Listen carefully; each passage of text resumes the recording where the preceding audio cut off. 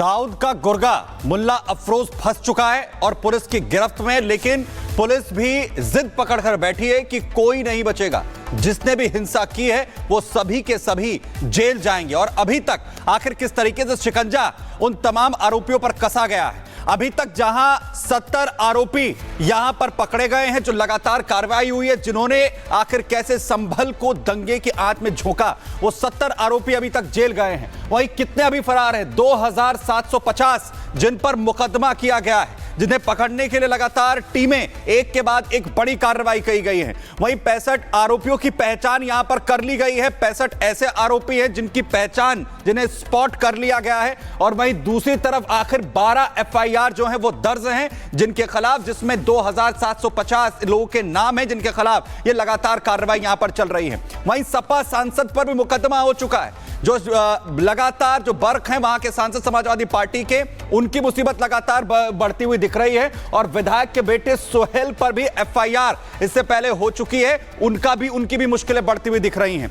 आपको बताएं कि बंदूक और कारतूस बरामद किए गए थे इस पूरे घटनाक्रम में। जैसे दंगा फैला गया, बड़े बड़े हथियार मिले और आखिर बड़ी साजिश रची गई। अभी तक हिंसा का पाक कनेक्शन क्योंकि है वो भी सामने आ रहा है। पाकिस्तान तक से तार जुड़ रहे हैं, डी कंपनी से भी तार जुड़ते हुए नजर आ रहे हैं। जो गुर्गे हैं वो आखिर खुलकर कैसे सामने आ रहे हैं। और मुल्ला अफरोज जिसका तार अब डी कंपनी से जुड़ा, यानी पूरी साजिश आखिर कैसे बड़े लेवल पर रची जा रही थी संभल को आग की दंगे की आग में झोंकने के लिए। साहिल हमारे सहयोगी इस वक्त ग्राउंड जीरो से संभल से हर एक तस्वीर पहुंचा रहे हैं। मुल्ला अफरोज की तस्वीर भी साफ हो रही है साहिल, और साजिश आखिर कितनी बड़ी है संभल को जलाने की। लोग दावा यह कर रहे थे कि जो संभल के अंदर मुसलमानों को टारगेट किया जा रहा है, लेकिन हकीकत कुछ और है।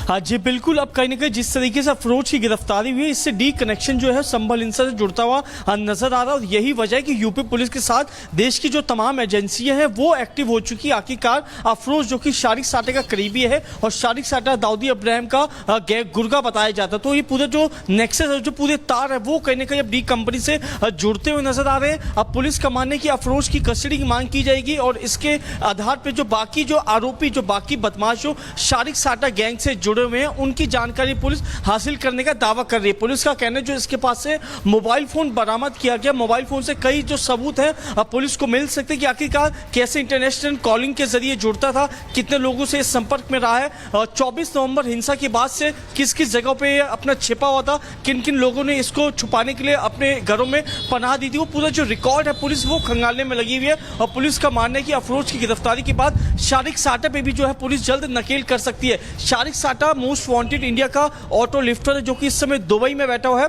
और जो अफरोज गिरफ्तार हुआ है, अफरोज जो है विदेशी हथियारों का सप्लायर भी कहा जाता है। तो देखने वाली बात है कि आखिरकार मौके से विदेशी खाली कारतूस और खोखे मिलना और विदेशी पिस्टल का सप्लाई करना अफरोज के मुताबिक, तो कहीं ना कहीं ये कनेक्शन डी कंपनी को जोड़ते हैं। और आने वाले दिनों में और ये वो खुलासे हैं जो हकीकत बयां कर रहे हैं कि संभल के अंदर आखिर आग किसने लगाई, जो खुलासे लगातार हो रहे हैं। साहिल बहुत शुक्रिया इस तमाम जानकारी के लिए। चलिए अब आगे बढ़ते हैं और अब बात करते हैं घर वापसी की। एक तरफ महाकुंभ प्रयागराज पूरी तरह से सज धज कर तैयार है और तमाम भक्त आस्था की डुबकी लगा रहे हैं, लेकिन अब जो परिवार हैं वो घर वापसी आखिर कैसे सनातन में कर रहे हैं, बताएंगे आप। हिंदुत्व कैसे जगेगा, हिंदू राष्ट्र कैसे बनेगा, और जो हिंदू नहीं है उनको घर वापसी कैसे कराई जाए, जो धोखे से चले गए, चाहे वो इस देश के इस्लाम में हो।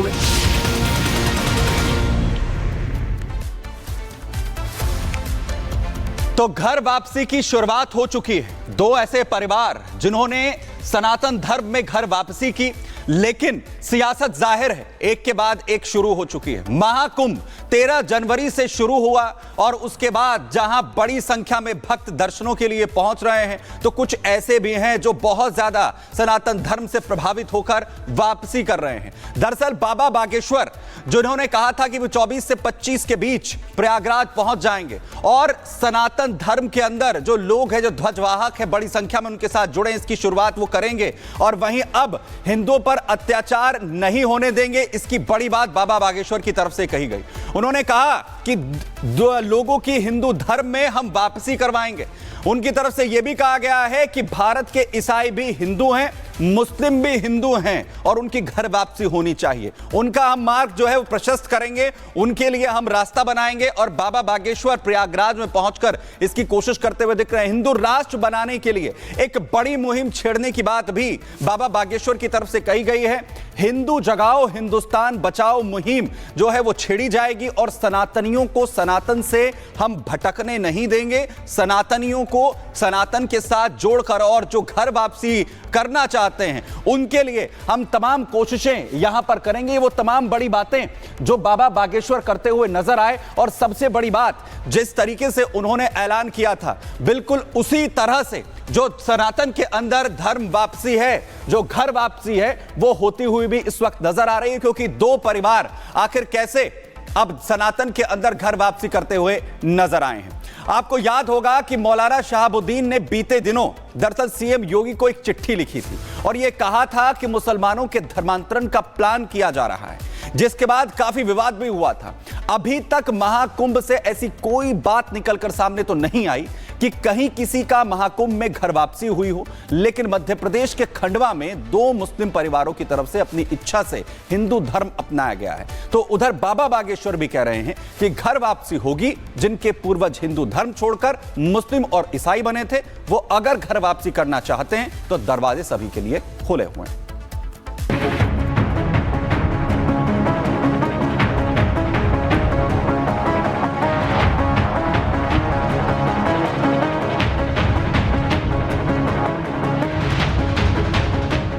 पहले मुंडन, फिर हवन पूजन, फिर आरती और पूरे रीति रिवाज से हिंदू धर्म में वापसी। ये तस्वीरें मध्य प्रदेश के खंडवा से सामने आई। पूरे विधि विधान से खंडवा का इमरान अब ईश्वर बन गया है। तो खंडवा के ही भागगढ़ का रहने वाला दूसरा युवक मुस्तफा चिश्ती, जिसने इस्लाम धर्म छोड़कर हिंदू धर्म स्वीकार कर लिया है। ये गौर करने वाली बात है कि मुस्तफा चिश्ती के पिता इकबाल अली भामगढ़ मस्जिद में सालों तक इमाम रहे, लेकिन उनके बेटे मुस्तफा ने मारुति नंदन बनकर सनातन की राह पर चलना स्वीकार किया है। इन दोनों युवकों ने मंदिर में बकायदा हवन पूजन कर हिंदू धर्म स्वीकार किया और अब इनकी इच्छा महाकुंभ में आस्था की डुबकी लगाने की है। मुझे सनातन धर्म में